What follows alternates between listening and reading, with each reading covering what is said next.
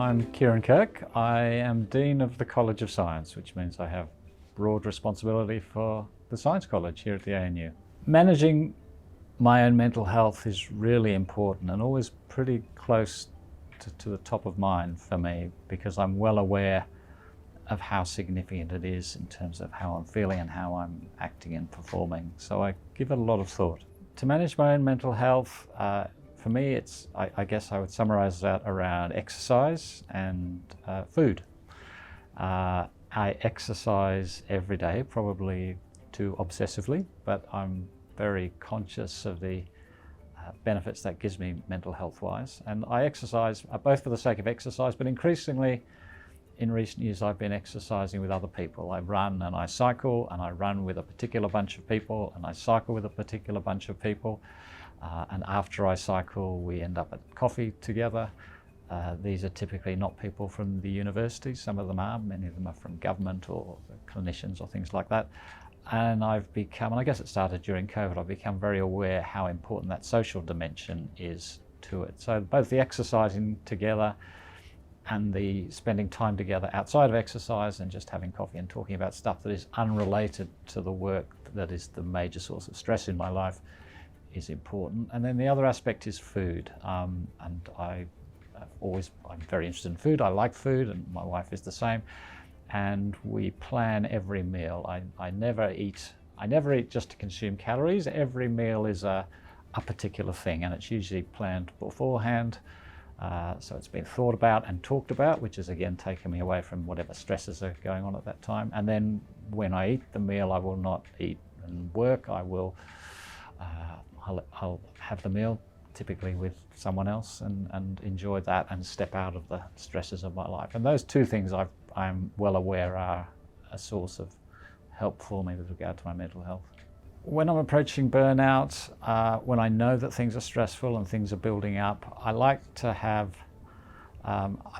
we will often go away, we'll often change physical location, and I like to have things in my future, whether it's a weekend away. We'll often go out Sundays in Sydney, we'll go there, we'll go and stay at the coast, we'll go and stay, my family has a vineyard outside of Canberra, and we go and stay there.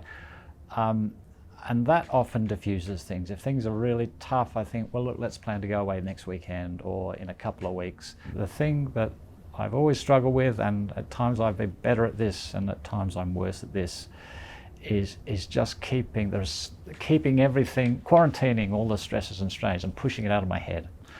And this particularly comes to the fore when I'm trying to sleep. I learned pretty early on when I became head of department many years ago, initially, I was just totally overwhelmed by all this stuff. I had to worry about this and this and this and this, and then you wake up just momentarily in the middle of the night and you've got all these things queuing up to jump into your head, and you have to learn methods, techniques to try and push it all away and just get back to sleep. And it's not just sleep, even when I'm doing stuff that's not work related and I'm trying to push all that stuff away, it still nevertheless comes back into your head. It's always the challenge, how to keep all the stressful stuff that goes on out of my head when I need it to be out of my head, most particularly at 3 o'clock in the morning. Yeah, as a scientist, you are wrestling with problems. I mean, it always struck me as it was just in the nature of things. As a scientist, you look for difficult and interesting problems to solve.